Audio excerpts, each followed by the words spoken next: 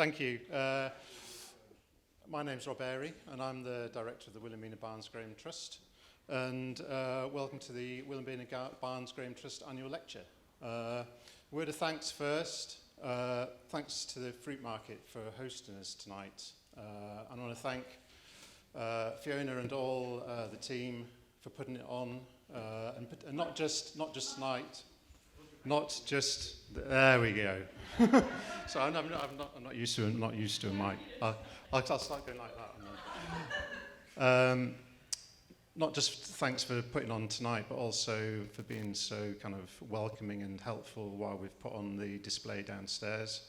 I also want to thank Mark Cousins, particularly for the suggestion that we have Professor Nienow on tonight. It was his idea to have a lecture that went alongside like a huge Scotland downstairs. So thanks, Mark, for that. I haven't been told any housekeeping requirements, but I'm gonna say that the toilets are downstairs, and there's not going to be a fire alarm. I think is that. There's a fire beneath the building. Yeah, I think so. I don't need to worry about that. For anyone who doesn't know anything about the trust at all, very, very quickly, the trust was set up by Wilhelmina Barnes Graham during her lifetime with two purposes in mind, really. One, to look after the collections and the archive and the artwork of her own work that she'd collected and saved during her lifetime, so that we could look after a legacy and make it available to people to see, to put on exhibitions, to make books, to have a website, so people could access her work for years and decades, hopefully, after she died. She died in 2004, so we've already been going 18 years. And the other part of the Trust's focus or aims, which Barnes Graham wanted us to do, was to be a charity and to be charitable. So the other half of our work is giving money to students and artists, supporting artists at college through some bursaries which promote travel really into Europe, which Willie was very keen on, which is evidenced from the glacier work below, downstairs. And also through residencies. We support residencies through Porthmeor Studios down in St Ives, through the Royal Scottish Academy here in Edinburgh, and through Visual Arts Scotland. So that's what the Trust is all about. So the annual lecture is a chance really for a new voice to talk about Willie or something tangential to Willie in a different way. The last lecture, the annual lectures have been in abeyance since 2019 because of the pandemic. So hopefully we're back now. This is the first one since 2019, and now it will be back as a regular part of the calendar. The last one in 2019 coincided with a big Paul Arago exhibition, and Alice Strang, who's here, did an amazing talk about comparing the careers of two long-living female artists in the 20th century, Barnes Graham and Paul Arago. So that's what the annual lecture is all about, and hopefully it'll continue. Before I just introduce Professor Nienow, I just want to promote a couple of other events which are happening at the Fruitmarket in relation to like a huge Scotland. I'm trying to remember these, so put me right if I'm wrong. But on next Wednesday evening, the 16th, there's a poetry evening with Alison Hallett called Mountains and Love, which sounds very interesting. And then on Thursday the 17th, lunchtime, Lynn Green, who wrote the main monograph about Barnes Graham called A Studio Life, she's doing a lunchtime talk. That's this Thursday coming at 1 o'clock.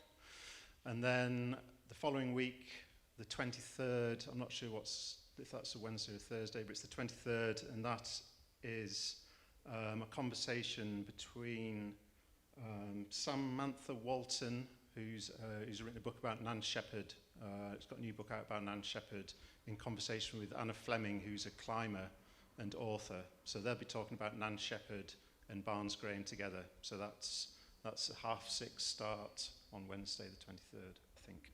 You better check that. Check all those details which I've just said, because I might have got them wrong. But. So, following the lecture, Fiona Bradley, the director here, and Mark Cousins will join Professor Nienow for some questions and hopefully answers. So if you've got any questions, save them up for the end. And that's me, really. So just to introduce Professor Nienow, Pete has been Professor of Glaciology at Edinburgh University since 2011. Much of his research has involved lengthy fieldwork in the Alps, the Canadian High Arctic and Greenland. In 2016, he was awarded the Polar Medal by Her Majesty the Queen in recognition of his glaciological research in the Arctic, and he was elected a Fellow of the Royal Society of Edinburgh in 2019. Professor Nienow. As was Mark. Professor Nienow. Okay, so thanks very much, Rob. It's a real pleasure to be here. In terms of your introduction, I'd say I'm definitely one of the sort of more tangential people in relation to Wilhelmina Barnes Graham. I am not an artist.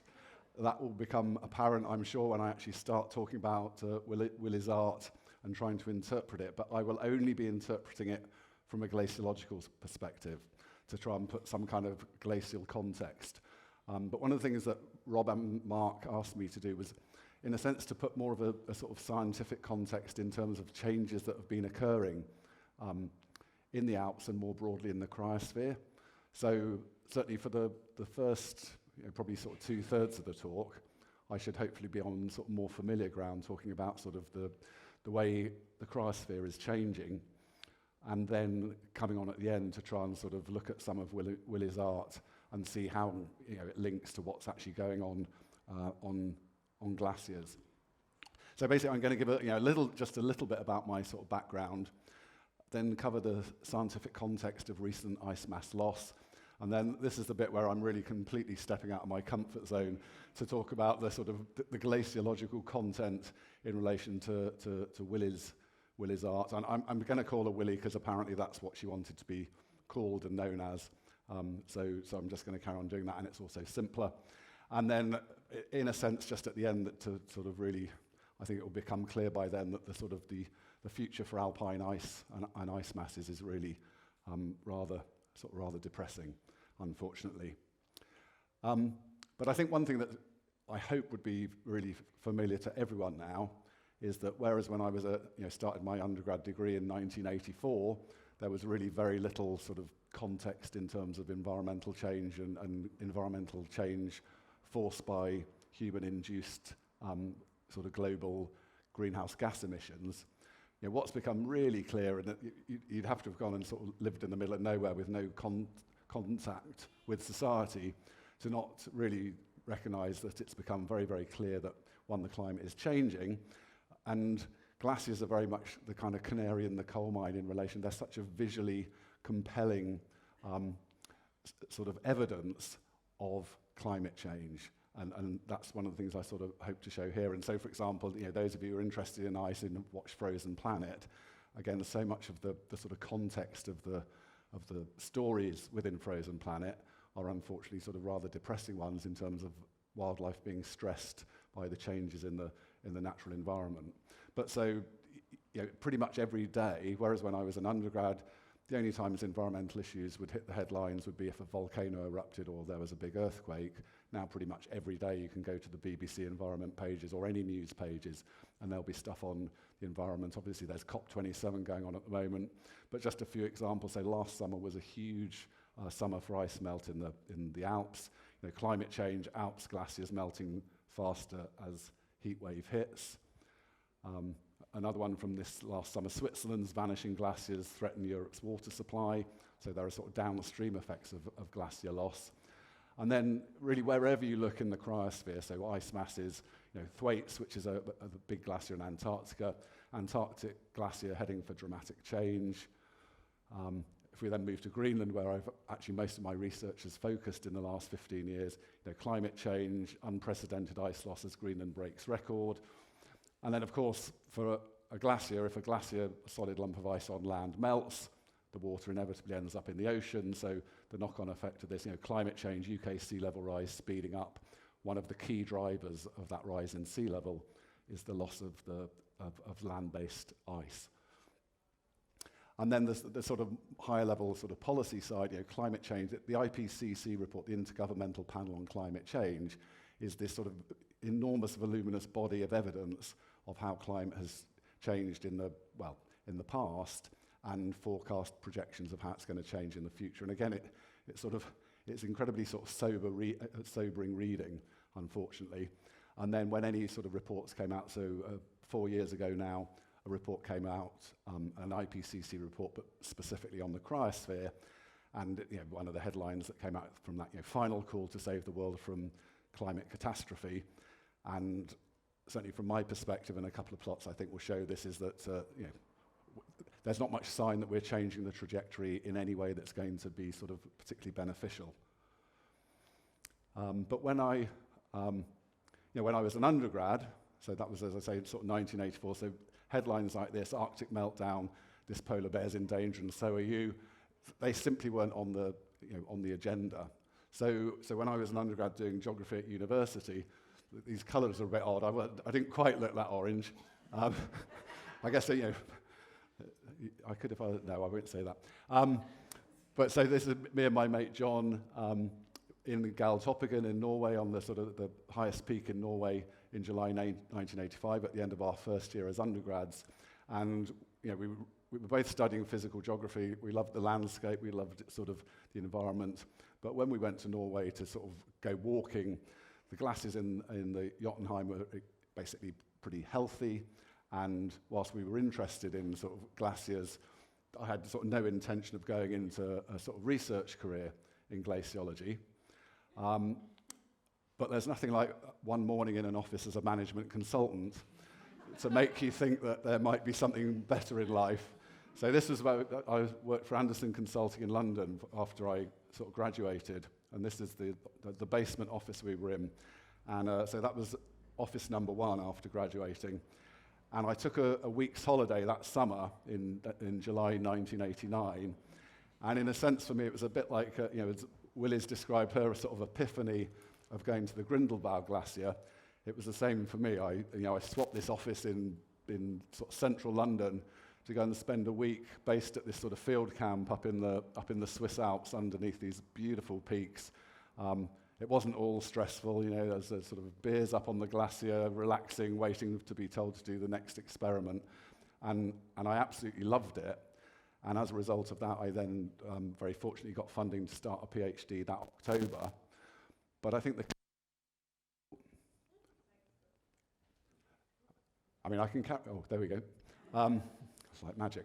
The key thing to emphasize is that when I decided to go and do that PhD, I didn't do it because I thought that glaciers matter or that I thought the environment mattered. The only reason I did it was because it seemed like a sort of a beautiful environment to go and spend time in, a bit like sort of, Willie was inspired by going to the Grindelwald glacier. Just going and spending time in front of this glacier for a week was absolutely amazing, and I thought this would be a really interesting thing to spend time doing and researching. And even during my PhD, I thought, I don't know whether I want to sort of carry on being an academic, but the privilege of spending pretty much 2 years camped in the Alps in front of a glacier and spending every day up on the glacier was what was the real reward for me.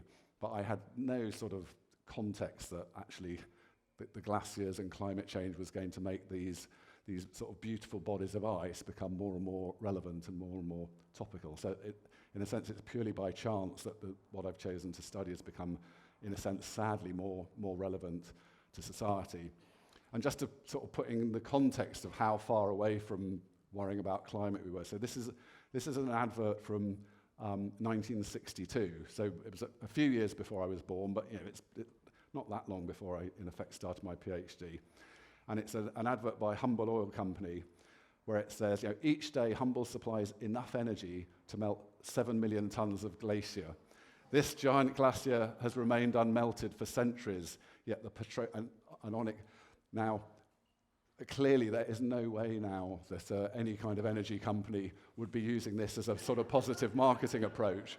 But in it just simply shows how much the world has changed, environmentally and clearly politically. But back then when I started my PhD, that really wasn't the case. So what was clear when I was an undergrad is that, so this is a glacier in the Swiss Alps, as the crow flies, about sort of 40 kilometers from Grindelwald, but very near where I did my PhD. And the glaciers were retreating, they were receding and have been for about 150 years from the Little Ice Age maxima. So this is where the ice filled the valleys to in about sort of 1850, in what was known as the peak of the Little Ice Age. And so the glaciers were retreating from that sort of natural cold period. But what we've seen in the sort of recent few decades has been absolutely unprecedented in the sort of rate of change. This is my father-in-law, who's a farmer. Needless to say, he was far more interested in the cows than the glacial scenery behind him. But so in the Little Ice Age, so this is a lovely old painting from the Mer de Glace in France, just basically near Mont Blanc in Chamonix, when the glaciers filled these alpine valleys to the top of that. So if I go back, that's the sort of where the glacier would have been full to at the peak of the Little Ice Age. And that's an image of the glacier basically at the peak of the Little Ice Age over in the French Alps. But when I started my PhD, and this is the glacier I did my PhD on, the Oak Glacier de Rolla.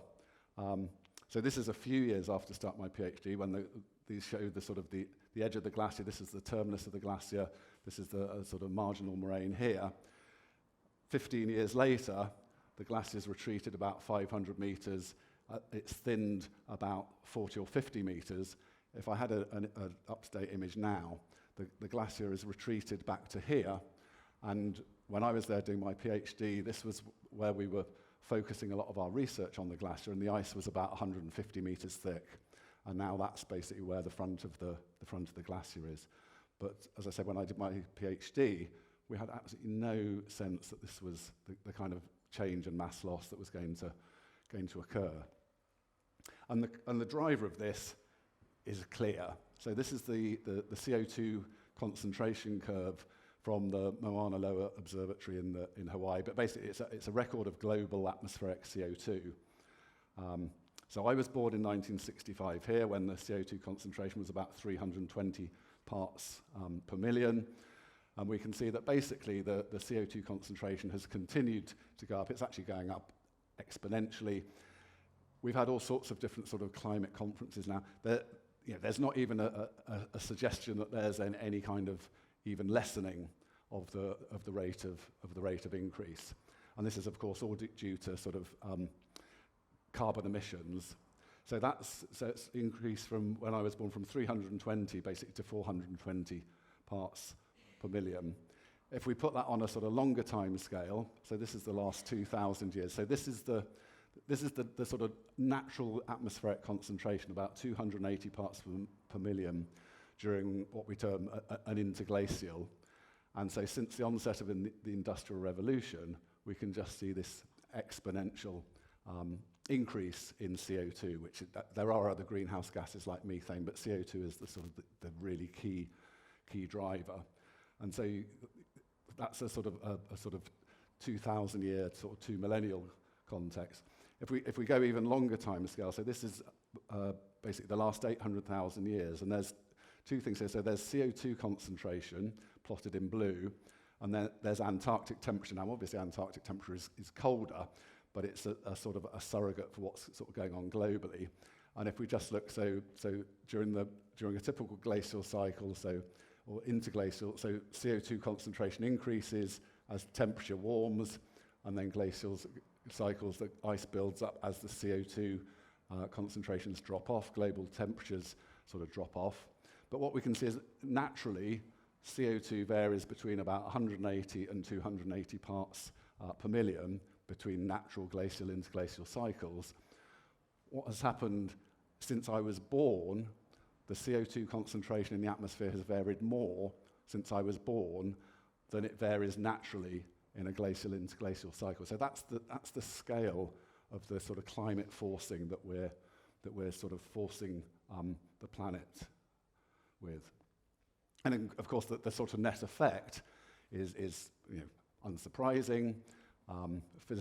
Physicists have known this from simple experiments for centuries.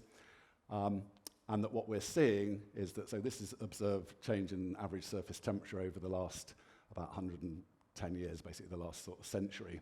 And we can see pretty much the whole of the planet's warming. The coloration here is a bit sort of hard to see, but typically it's between about sort of just over 1 degree C up to 1.5 degrees C warming over the course of a century. And put in a sort of a different context, so again this is time from 1880 to the current day, with global average temperature based on land and ocean data. And so the zero is set at the average sort of temperature between 1950 and 1980.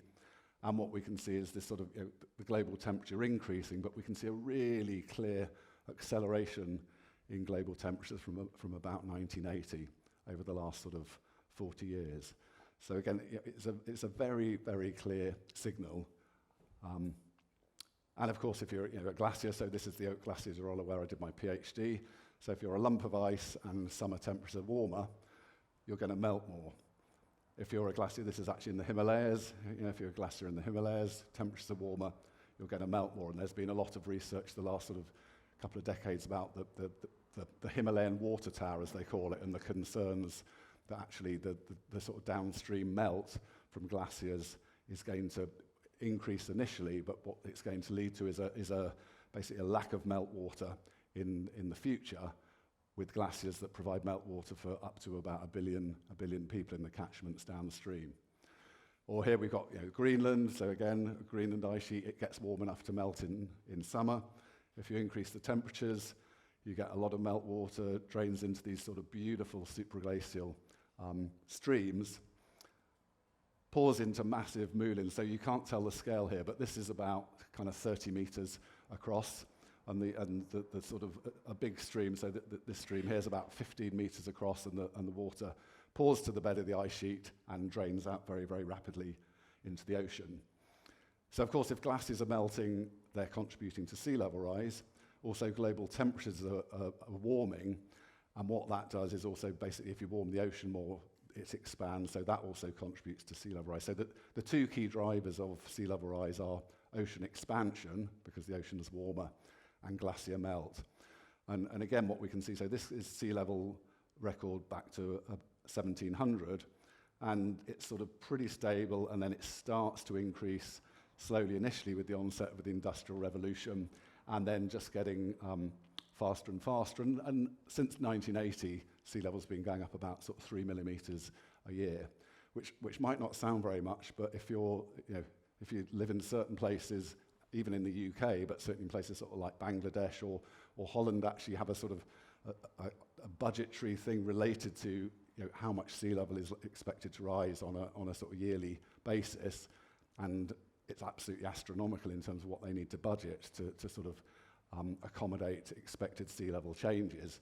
And so these are sort of projections, I can't speak, into the future.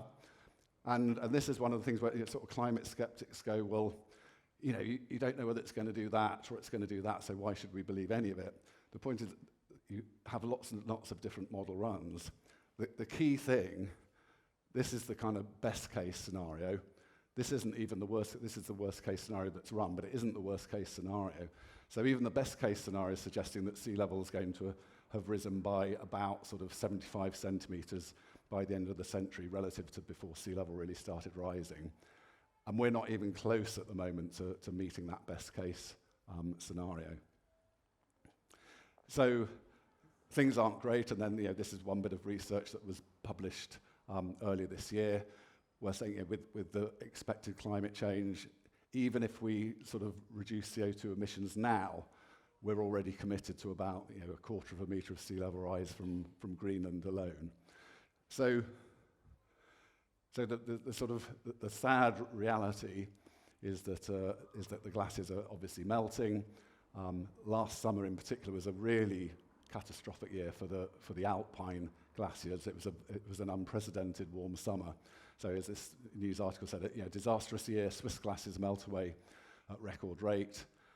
3 cubic kilometres of ice were lost, and in Switzerland alone, about 6% of the glaciers that are left in Switzerland melted in a single summer.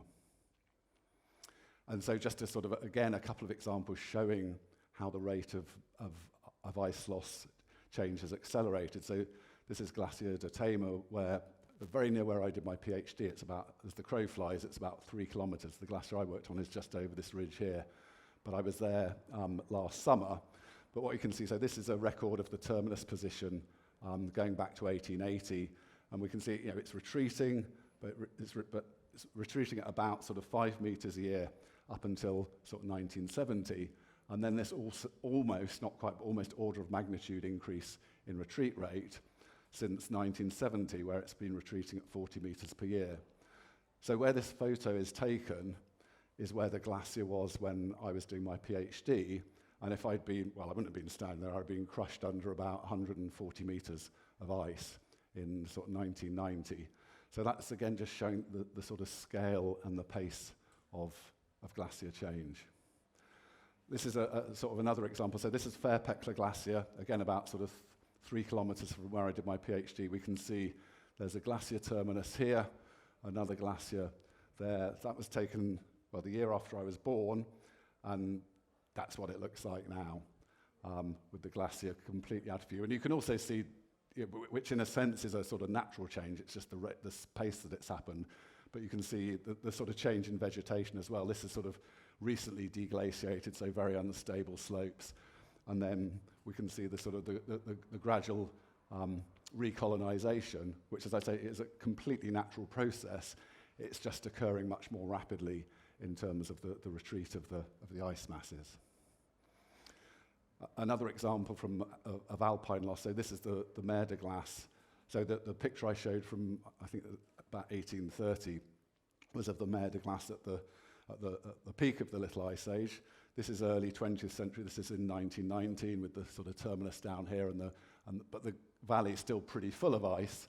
And then we can see the glacier that was there in 1919 has retreated. The terminus is around here, but these dark side slopes are the moraines where the glacier has down-wasted and thinned. And as it said in this article, Europe's mightiest glaciers are melting. It's a very sort of familiar but rather sobering tale. And just a sort of a final thing to, in a sense, point out, I have focused on the Alps because that's where Willie sort of had her epiphany. But this is a paper that looks at glacier change basically globally from Alaska, Canada, Greenland, the Arctic islands in Russia, and down into the southern hemisphere as well, the southern Andes. And the key point is, yes, there's variations in the sort of behavior of glaciers in different regions, but the trajectory with a couple, and that's the thing, again, we had sort of climate skeptics, so there's a Karakoram anomaly, where there's sort of one area in the world where the glaciers are growing a little bit, basically because climate change is bringing more moisture in from the west and delivering moisture and more snowfall to the very sort of northwestern Himalayan region. But we can really see, and it's a very small glaciated region, it's not having any sort of effect in countering sea level rise. But for the other regions, we can see very, very rapid mass loss. So this thing, cumulative specific mass change, what this means is that so the black line is the Alpine glaciers of Central Europe, which is here. And what that means is that averaged over all of the glaciers, that they've thinned by about sort of 15 metres of sort of water equivalent melt. What that really means, of course, they've lost loads of mass lower down and thinned a lot less higher up. But the trajectory is the same, but we can also see there's a sort of an increase in the gradient of most of these regions where ice loss is accelerating. And we can see that more clearly for the last 50 years, where we look at cumulative ice loss from all these different glaciers and ice caps around the world, and we can see, on average, they were contributing about sort of, less than 0.5 millimetre of sea level rise. Again, it doesn't sound very much, but that this rate of change is accelerating. So now the sort of glaciers and ice caps around the world, so this isn't taking into account Greenland or Antarctica, are contributing about 1 millimetre of sea level rise a year. So the other 2 millimetres is basically the Greenland and Antarctic ice sheet. And just as a sort of, it's a bit daft really, but if all the ice on Earth were to melt, sea level would rise by about 65 metres. So at the moment, this is if actually just sort of a bit of Greenland and West Antarctic melted. If you melted the whole of the ice sheet, it would get up here, which actually at the moment I think wouldn't necessarily be a bad thing, given how most of the people there are behaving. But if you look at somewhere like the sort of southeastern USA, so this is what would happen if the sea level rose by 5 metres, which isn't out of any sort of crazy projection if you look for the next sort of 200 or 300 years, and we can see what impact that would have, for example, on the sort of Florida peninsula. And in the UK today, so again, so it's not quite the UK today. I don't think the Welsh or the Cornish would be very happy with this map. But what you can see is, again, if we got rid of the polar ice sheets, the whole of the sort of UK map would be sort of remodeled, and we'd lose huge swathes of land along the sort of southeast in particular. But in places like the Hebrides, already the sea level rise is causing problems, and also it's causing problems on some of the really sort of easily erodable coasts, particularly on the east. And again, it's all a bit miserable, but in terms of the future projections, again, they're all sort of suggesting the same thing. The only issue is, on our best estimates, if we sort of, in a sense, get on top of climate change, then we might only see sort of a few degrees of warming, whereas the sort of really extreme emissions estimates, then we might be seeing warming of 5, 6, 7, 8 degrees centigrade, when at the moment we've seen about kind of getting close to 1.5 on average. So really the sort of tragedy is that the sort of tale of ice mass loss is really, there's nothing positive to report about it, and that's something that's changed hugely. When I first started lecturing, it was just sort of exciting to be sort of talking about glaciers and how beautiful they were and how they sort of impacted landscape. And what's happened in the sort of last few decades is really the sort of focus of the lectures has unfortunately just become sort of more and more sort of pessimistic, because the significance of glaciers has become more and more apparent, but the significance is related to their loss.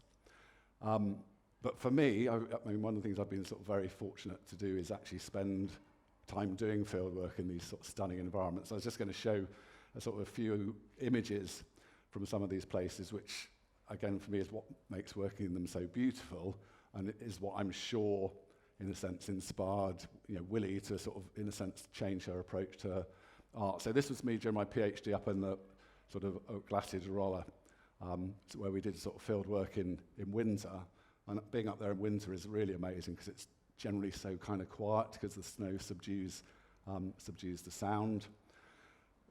Unfortunately, because I think one of the bulbs on the screen, you can't really see just how, I mean, it's almost worth picking up the laptop to show, but this is incredibly sort of iridescent blue. It's a much brighter blue than you can see there.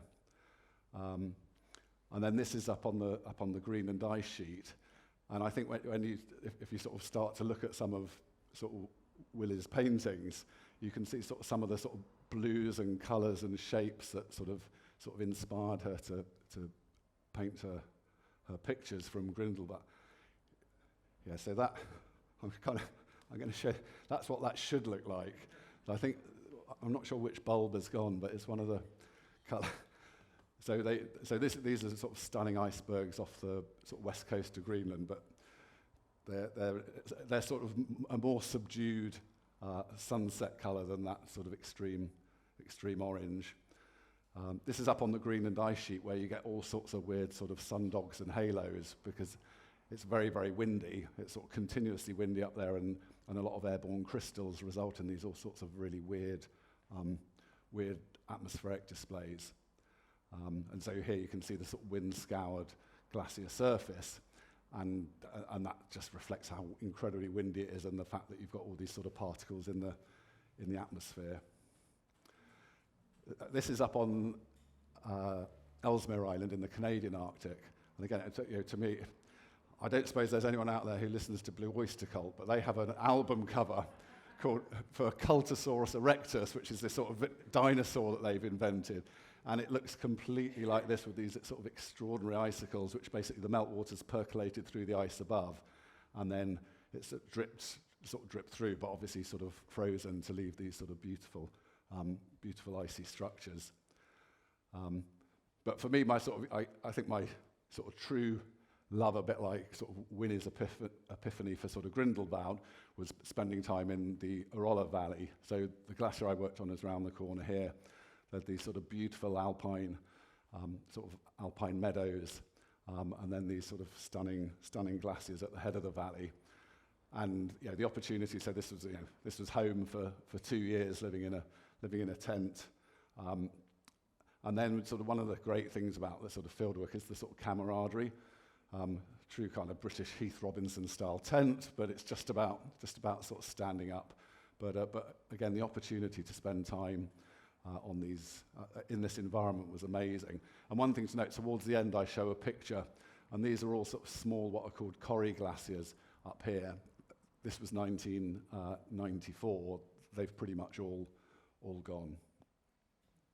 So to sort of come on to sort of Willie's aspect, what of her visit to the Ober or Upper Grindelwald Glacier?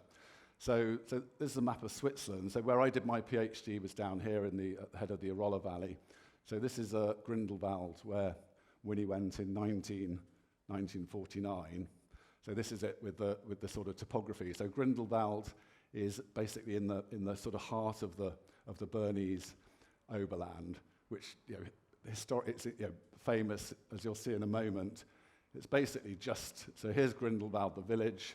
Here's the current size of the Ober Grindelwald Glacier. Here's the Eiger. So a lot of people have, for at least 150 years, it's been a very popular sort of tourist destination, coming to Grindelwald, coming to admire the Eiger, and then sort of in the kind of 20th century, coming to watch the extraordinary antics of people trying to scale the north face of the Eiger.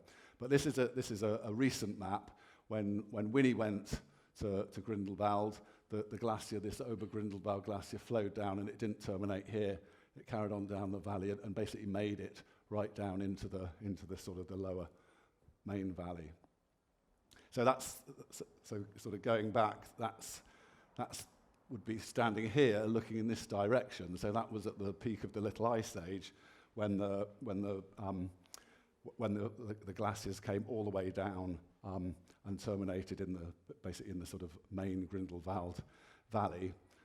Apparently, there's sort of artistic license. This would have been much more sort of covered in glacial debris, rather than sort of rather sort of nice sylvan scene with the sort of sheep and woodland.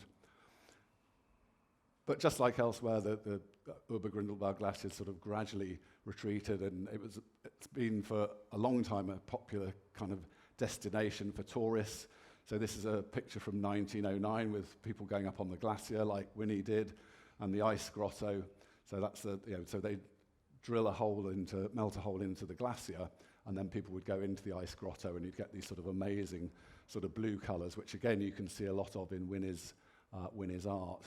And quite a number of the Swiss glaciers had these sorts of grottos drilled into them as part of attracting tourists. So that was the front of the glacier. So still very, very kind of large glacier, making its way right down to the bottom of the valley in 1919. And then this is a picture actually from when Willie visited with the Brotherton family. So the glacier, you can see it sort of started to retreat. There is ice here, but it's not sort of coming down and spreading out into the sort of main valley bottom.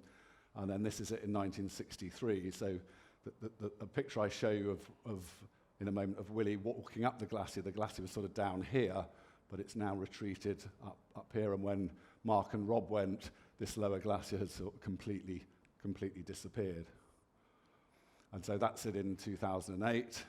And yeah, as I say, now the sort of glaciers round the corner has retreated out of that narrow gorge. So, as I say, so that's where the terminus was. That's where the glacier reached in 1949, and now it's sort of just over a kilometre up glacier, a much higher elevation, terminating here.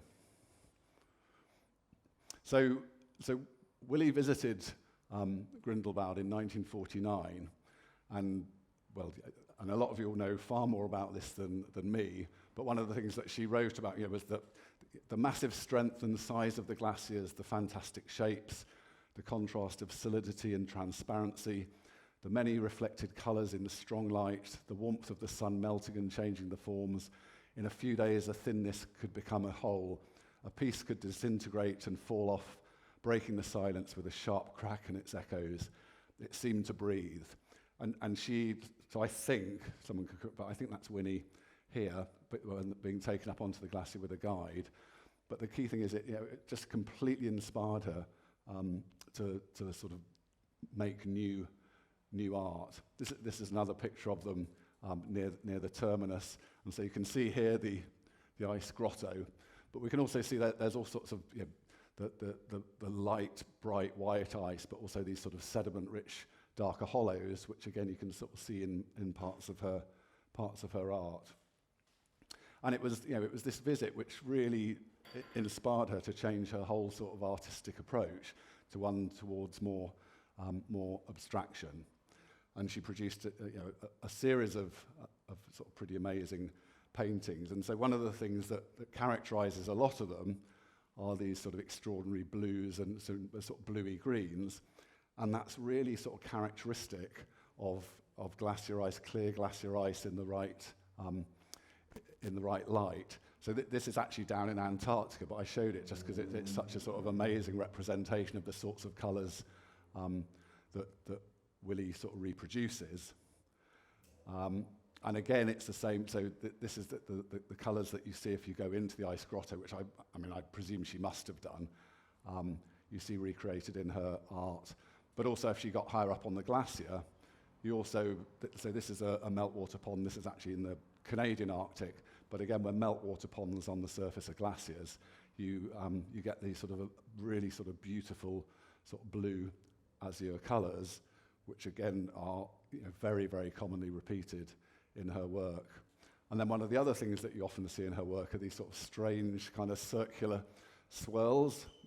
I have absolutely no idea whether she was inspired by the sort of circular features that you can get on glaciers, but so this is a high up on the Oak Glacier de Rolla, and a lot of sort of melt ponds on glaciers tend to sort of develop these sort of circular forms.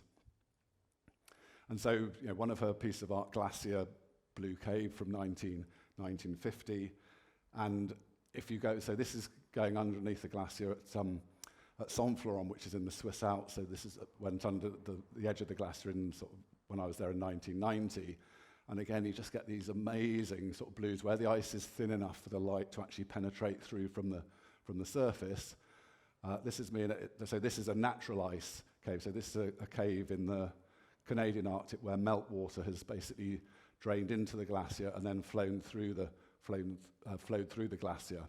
And again, these sort of really extraordinary sort of blues that you get, and I'm sure, I'm really sort of pretty sure she must have gone into the ice grotto, and that's where you'd have seen these sorts of blue colours which appear so frequently in her art. And then another one. So this is the end of the basically Upper Grindelwald Glacier, again from 1949. And one of the things that appears frequently in her paintings from this time are these circular shapes, which look very similar to sort of moulins, which I'll show some examples of in a moment. But also there are these parallel lines, basically foliations in the glacier, which I'm pretty certain. So this is photos from higher up on the Upper Grindelwald Glacier today, but it's sort of familiar and similar to most glaciers in the Alps at higher elevation, where what you can see is you get these this is basically an annual layer of snow accumulation. So snow accumulates over the winter. The subsequent summer, some of that snow melts, but it gets debris from wind-blown dust, accumulates on the surface before then the next winter snowfall. So this will be an annual layer of snow. And so what you have is the sort of snow with a sort of dirt layer on top of it. And it certainly looks very similar to her, to the way she's sort of got these foliations or layers within her painting, or within that particular painting. And so this is higher up on the glacier, but as that ice then gets incorporated into the glacier and then flows down and it gets folded. So this is actually taken from one of my sort of lectures to the undergrads about sort of glacier structure, where you can see the sort of folding, these parallel layers where the folding occurs as a result of the fact that ice can deform. It's basically like a really kind of gloppy sort of porridge, but it flows down slope and you get these really beautiful deformed layers.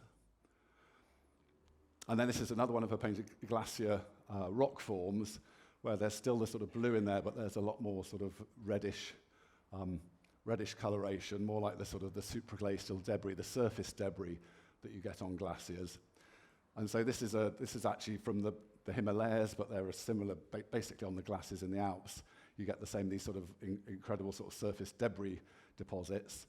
And certainly on the Oak Glacier Jorola, we get a lot of these sort of iron-rich rocks, which certainly in terms of colour at least seems to appear quite a lot in Winnie's paintings. But supraglacial debris comes in all sorts of different colours, but it's characterised on the surface by being sort of very sharp and irregular. Material that's got to the bed of the glacier and appears as glaciers melt from underneath is more rounded, but this material has fallen down from these sort of frost-shattered slopes, and it tends to be very, very sharp and irregular rather than smooth and rounded. And then this is another image, again from the Himalayas, but of this very, very sort of rough, sharp-edged supraglacial debris from rockfall onto the surface. And there's no question that with Winnie's trips up onto the Grindelwald glacier that she would have seen this sort of supraglacial debris. And then this one here, so glacier vortex. And so I've already showed you in one of the previous ones that she seems to develop quite a lot of these sort of circular types of structures in her paintings. And when you go up onto glaciers, whether it's in the Alps or Greenland, so this is again back to Greenland, you get these incredible sort of surface holes, or moulins as they're called. So this is one on the Oak Glacier Jorola, so there's a meltwater stream draining over the surface here and then pouring down into the glacier. So here in a roller, one of the things we used to do once the meltwater stopped, you drop a stone down and it would just go sort of 150, 200 metres vertically from the surface to the bed. And this is actually looking up, so this is Doug Benn, who's based at St Andrews, or a photo of Doug Benn's based at St Andrews, in one of these vertical moulins. So you can see the rope. This is someone abseiling down one of these moulins. But at the top of that, on the glacier surface, which is somewhere up in that direction, you have these sort of very, very sort of nice circular moulin-like structures. And this is an abandoned one. This is on the Himalayan glacier. So somewhere upstream there'll be a moulin that's draining the meltwater. But here we can see that the stream is no longer flowing down this moulin, but again we can see this sort of circular surface structure, which again whether that's what Willie was actually putting in her paintings, I'm not sure, but certainly if you go up on any glacier you'll see a lot of these circular structures. And then the sort of final one was this, which I'll talk about, is this one, sort of glacier study. And what you can see are these sort of blocks of ice, or glaciologists would call sort of seracs, where we've got sort of individual blocks of ice with sort of crevasses between them. We can still see here the sort of the kind of more characteristic sort of bluey green ice, but here very much these sort of blocks of shattered glacier, but also again evidence potentially of these sort of foliations or strata within the ice. And that is, again, this fracturing is very, very characteristic of glaciers. Basically, if there's a stress field in the glacier that's enough to fracture the ice, then you end up with a pattern of crevasses. So this is again actually up on Greenland, but you go to any Alpine glacier and you'll see sort of surface fractures. This is and this is an ice fall, so not dissimilar to the ice fall that sort of Winnie was going up in the photos that I showed you. And again, you can see lots of fracturing, lots of crevassing, lots of sort of individual blocks, which is what she appeared to be sort of painting in the painting that I just sort of showed you.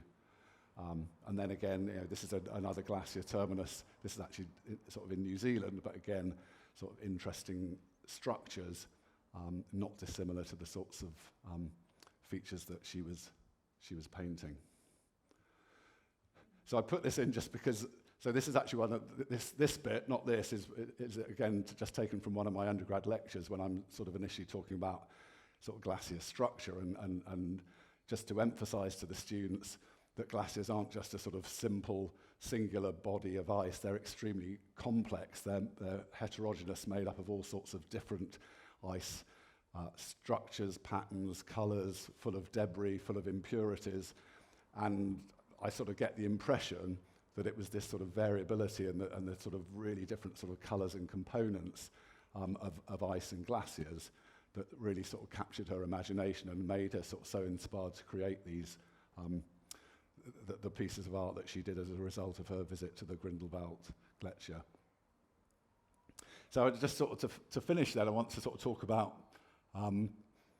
this bench that we made. So Yvonne Bams was this sort of amazing lady who lived in the village in Arolla, and she was sort of a bit like a grandmother to us. So she died in 2005, and we decided we were going to put up a bench for her so that she could sort of come and sit on it from her sort of heavenly repose. She was very religious, and I'm sure that she'd have, if what she believed was going to happen, she would have definitely sort of come and happily sat on this bench. So me and a few mates constructed it. So this is us putting it together.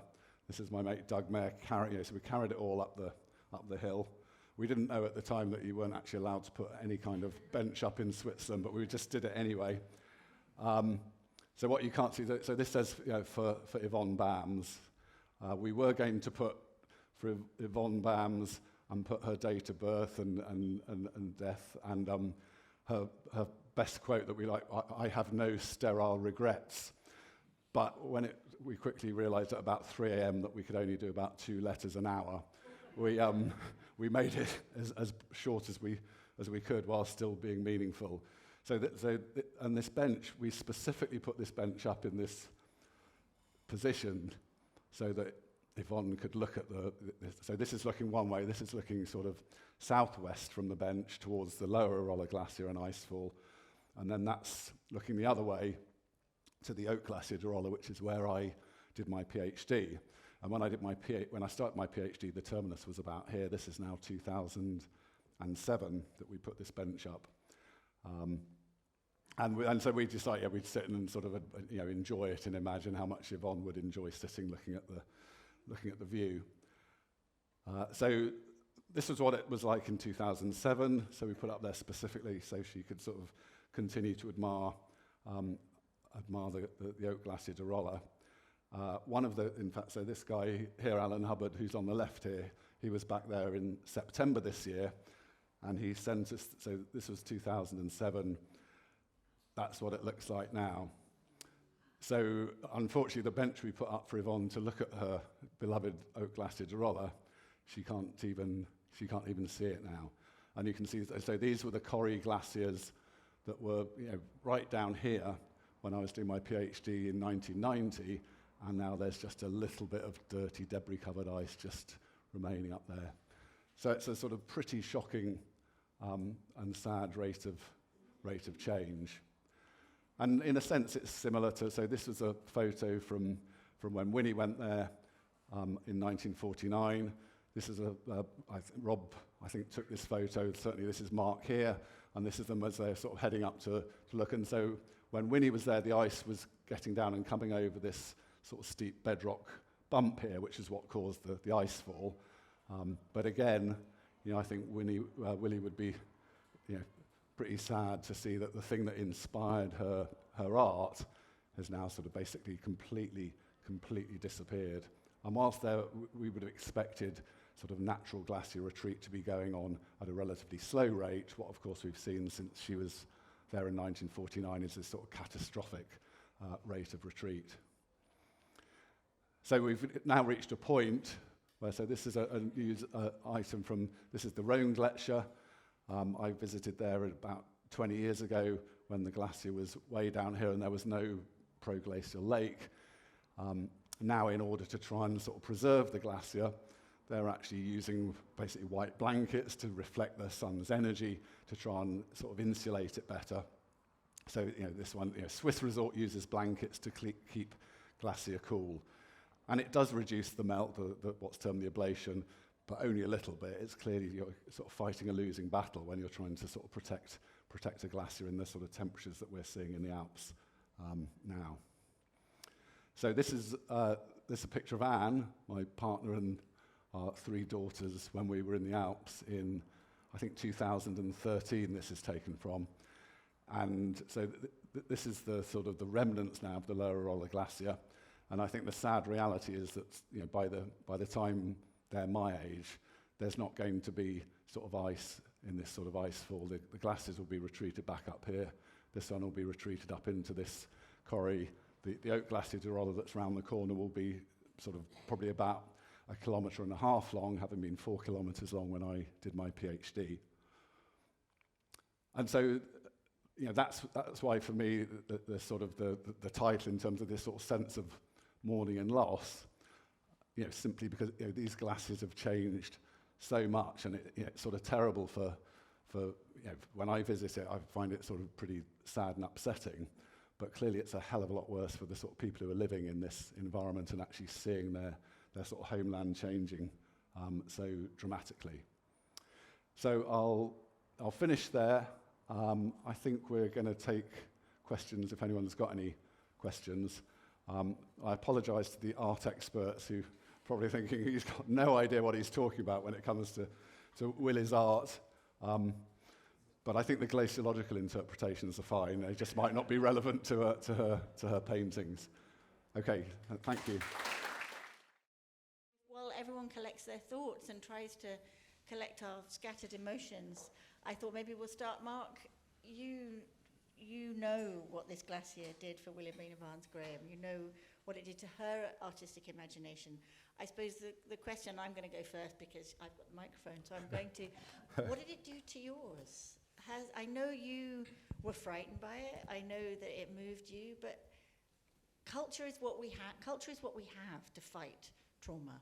Culture is how we bolster ourselves against it. I had the cabinet secretary for culture here on Friday, looking at the work, and he, I think, really was very happy to look at how culture helps us understand the world. He was really pleased to see the work, both of you and of Willie, and we talked really quite comfortingly and inspirationally, for me, about what culture can do to help us make sense of ourselves in the world. But I suppose I wanted to start asking you, really. You started off on this journey wanting to look at Wilhelmina Graham's work, but what has it done to you?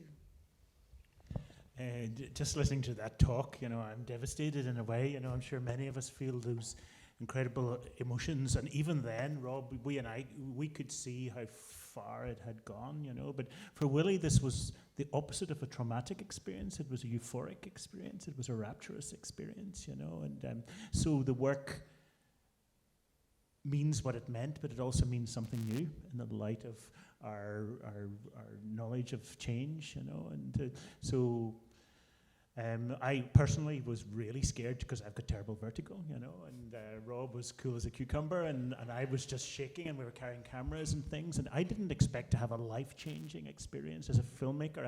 I've worked in many difficult places in the world, but I did have a life-changing experience.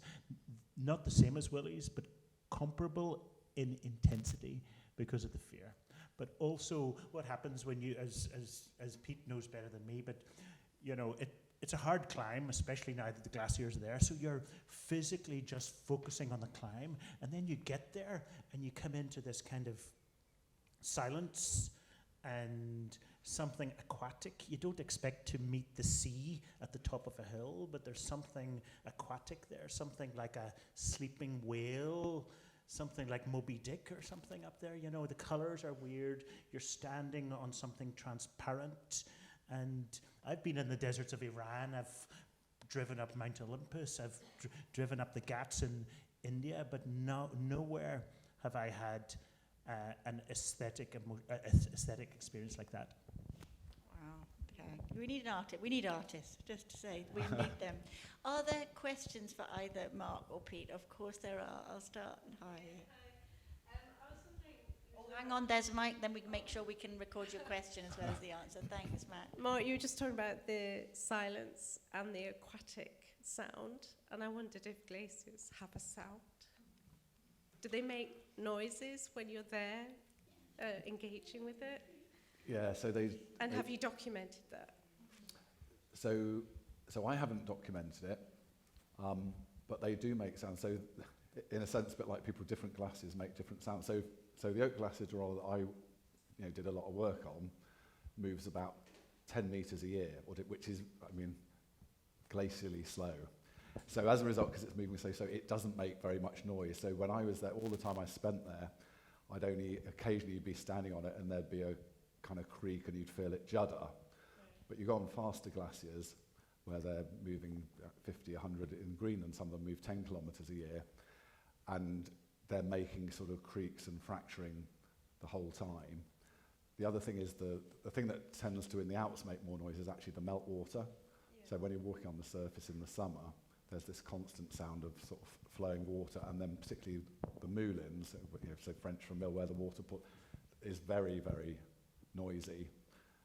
And in Greenland, it's sort of deafening because the rivers are the width of this room and flowing very, very fast, and then they're pouring down into this sort of huge cavern. So they do make a lot of noise. So Mary Walters, who's an artist who's here, is working on a project at the moment which involves sort of glacier sound and recordings. And I sort of put a call out to the glacial community asking for sort of different sound recordings, and the response has been amazing. So there's a mixture of people who've recorded things in a sense just for fun, but then there's also sort of glaciology. You can understand the speed that glaciers are flowing or eroding by using different, in a sense, sort of microphones or sort of sensing systems. So at the base of glaciers, there's this sort of really low rumbling, sort of grinding noise, but you either need to be in a cave or you need sensors to detect it.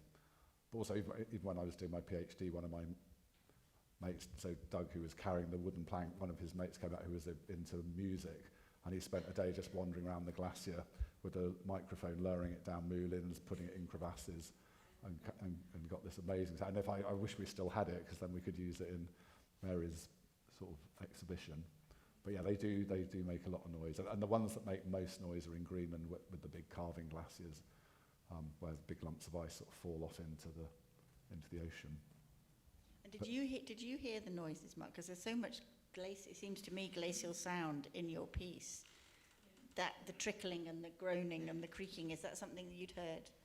I had heard the recordings before, and when we were up on the upper glacier, we heard the sudden fall of ice, sudden avalanches, and suddenly your head turns because it's quite loud, isn't it? Yeah. And so the sound directs you, and downstairs in the installation, we tried to use sound occasionally to move your head so that you would hear before you saw.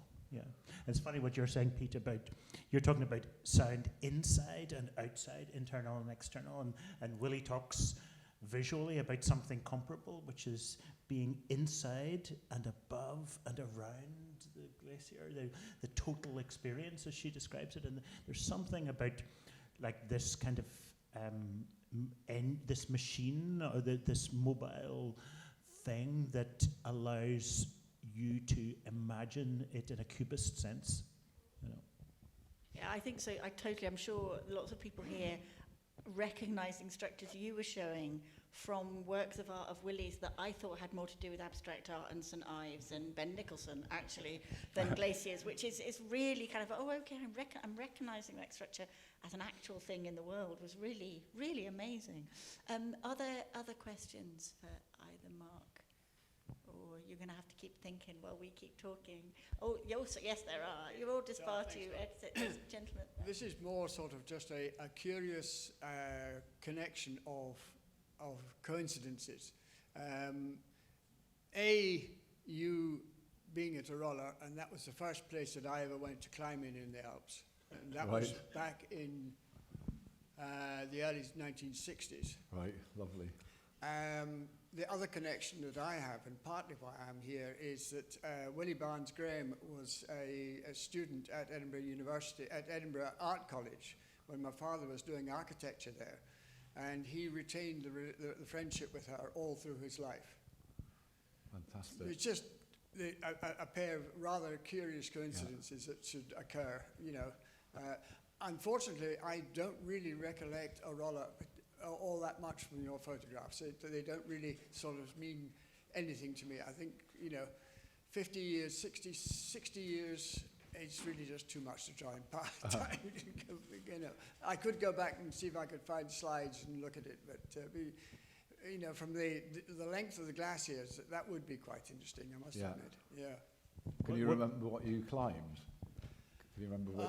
My logbook would show me what I climbed. Okay. Yes, my logbooks. I'll catch up with you then. It's interesting to What did your dad say about Willie? How did he describe her? That's a difficult question, because I didn't really know her as an artist particularly, and my father wasn't a person who talked an awful lot about that sort of thing, and he's also been dead for 40 years now. Okay.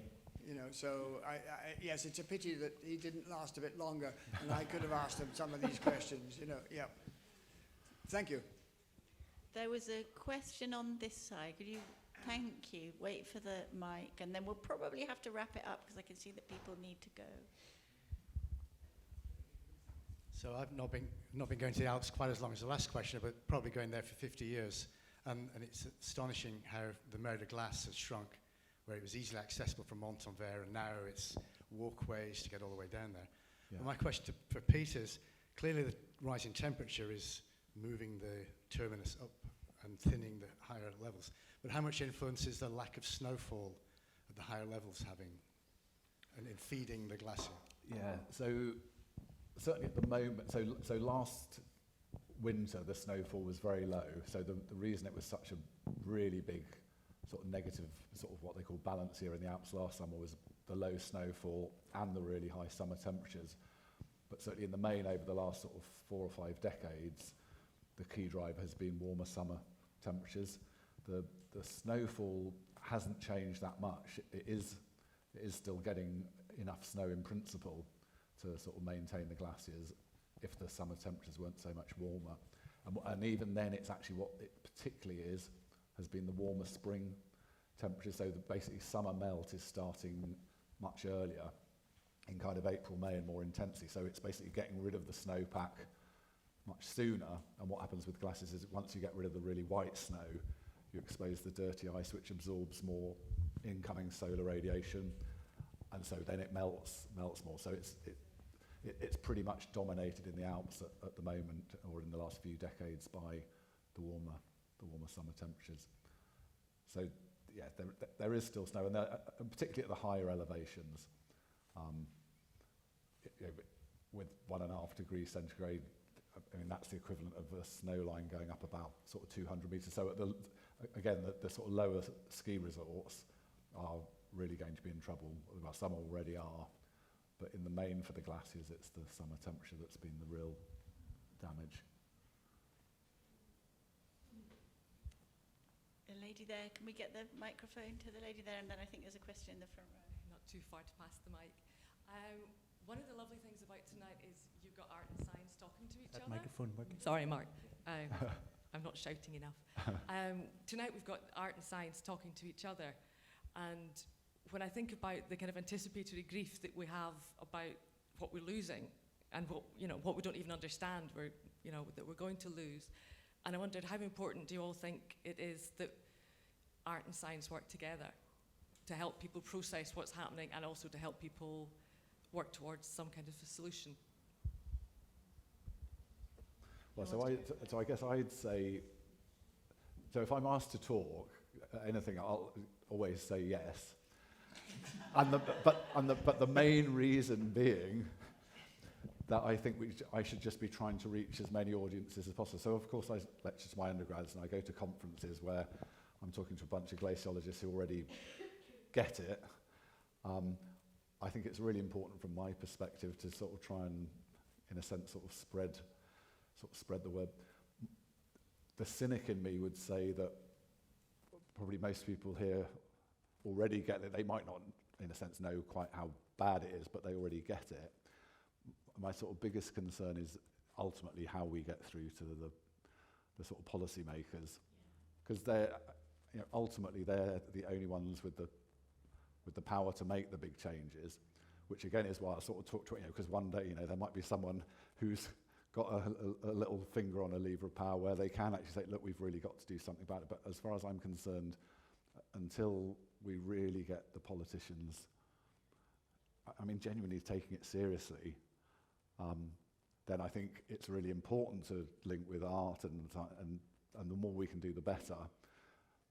But I think the reality is we could carry on doing that for decades, and until the politicians step up, it won't change anything, as sort of evidenced by the plot of CO. I mean, you go back there's been all sorts of climate conferences now going back decades, and it's always like, right, we need to act. But we're not actually in any, or we're not acting fast enough. And we're sitting in one of the cities of the Enlightenment, obviously, and back then they did not make these distinctions, of course.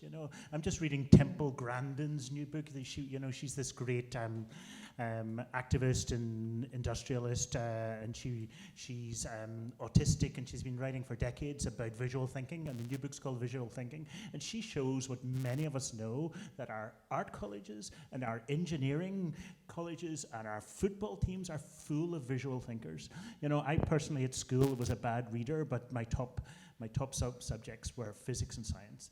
Willie, people are here know better than me, Rob and Alice and others could tell you that, Willie was brilliant at mathematically, brilliant. And so it's, as we've known since the Enlightenment, that it's a sort of false split intellectually between these two ways of seeing the world. Beautifully said. Beautifully said. Yeah. We've got enough people in this room that know, but you don't go to art college to become an artist necessarily. You go to learn how to think. I think there was a question in the front row. Is there still one? Are you? Go for it. Come on. I know. But my experience of glaciers is in winter, ski mountaineering, mer de glace, and portrait, stuff like that. And it's evident from Willie's images and also the photographs of her that she was there in the summer, I think I'm right to say. Yeah. And I suppose it's a question, is what would she have done visually if she'd been there in the winter? Well, so I think the reality is that there's no way she would have seen the same richness, because as you know from your ski tour, I mean, it's beautiful, but it's white, and if it's not white, it's very dark bedrock where it's steep enough to not hold the snow. So all the sort of, you don't get any of the blues because all the ice is covered. Well, occasionally you do if there's a bit of exposed ice in a crevasse or something, but in reality, the sort of blues that you get in the summer when there's meltwater present and the snowpack's gone, you don't tend to see in winter.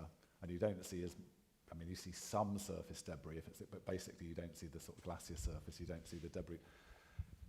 So, so my suspicion is she wouldn't have found it kind of anywhere near as kind of inspiring. She might maybe, I don't know, what would have happened if she'd just seen black? Maybe would she have gone down a different art form of minimalist black and white kind of work. I don't know.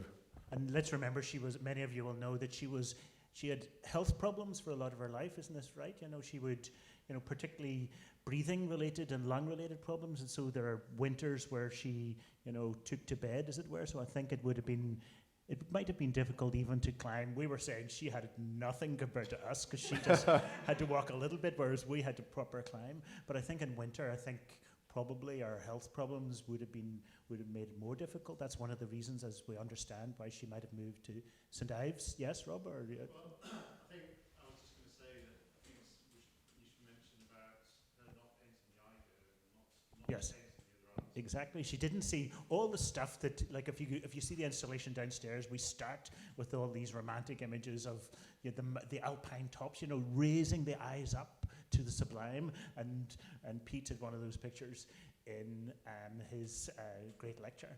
But her eyes seemed to fall rather than rise, and she didn't look to the Alpine peaks, and she definitely, certainly didn't have a touristic eye.